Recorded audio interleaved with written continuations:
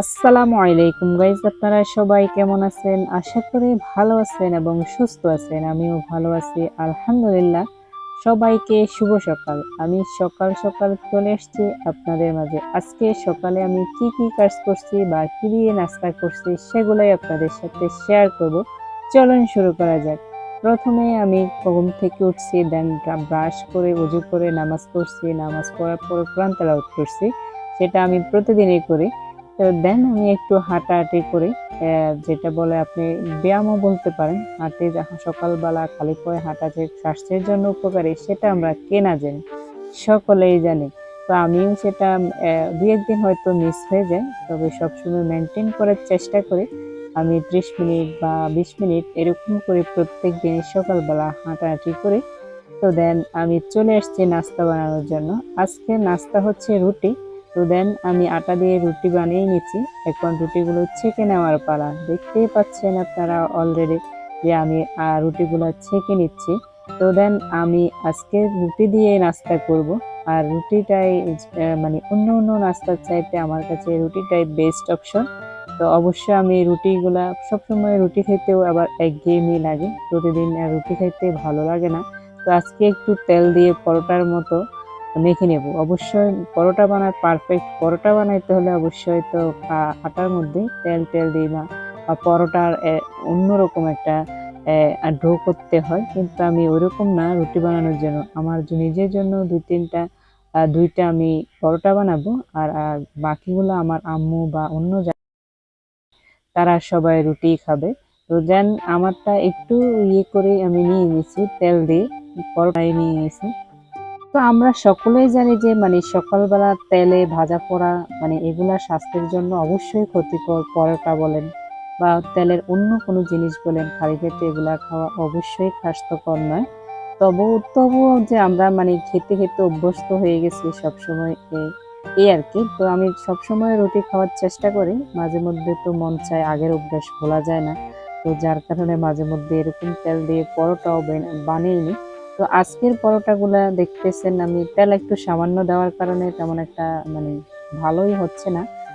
তেমন একটা দেখতেই পাচ্ছেন অতটা ফুলতেছে না। আর এগুলা যেহেতু রুটির জন্য পাতলা পাতলা করে বানাইছি, তো দেন একটু অতটা ফুলতেছে না।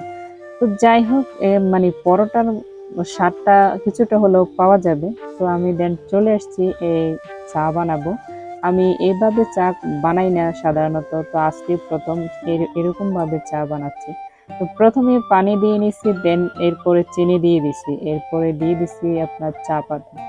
তো আমি নর্মালি দুধ চা বানাইলে আগে দুধটাই দিই, কিন্তু এখন আজকে মনে হচ্ছে যে সবসময় তো ওইভাবে বানাই, তো আজকে একটু অন্যরকম ভাবে চাটা বানাইনি। এভাবেও দিয়ে অনেকেই বানায়। তো দেখতেছেন আমি চা পাতা এবং কি চিনি এগুলা দিয়ে ভালোভাবে লিকারটা করে নিচ্ছি।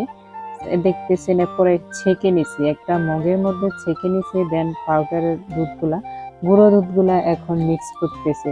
এভাবে চা বানাইলে আসলে কিন্তু চাটা অত মানে লিকার হয় না।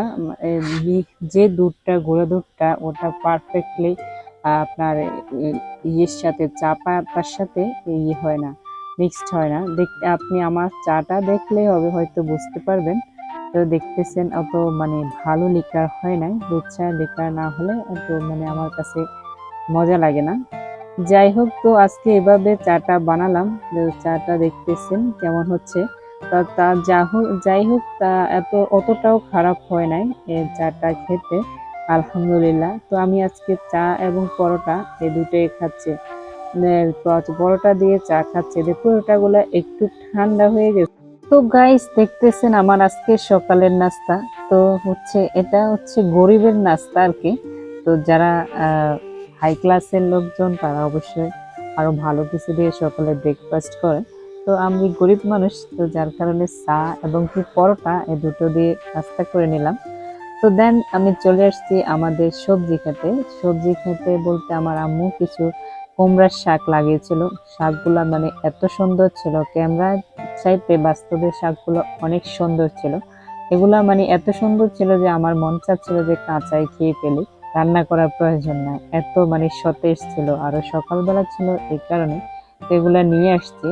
নিয়ে আসার পরে একটু কেটে কুটে এগুলা রান্নার জন্য প্রস্তুত করা হচ্ছে। তো দেন আমি দুপুরে এগুলাই রান্না করব আজকে, কুমড়ার শাক। এর সাথে অন্য কিছু অ্যাড করব। তো গাইজ আজকের ভিডিও এ পর্যন্তই, দেখা হবে অন্য কোনো ভিডিওতে। সে পর্যন্ত ভালো থাকবেন, সুস্থ থাকবেন। আল্লাহ হাফেজ। গাইজ যদি ভিডিওটি ভালো লেগে থাকে লাইক করবেন, শেয়ার করবেন আর আমার চ্যানেল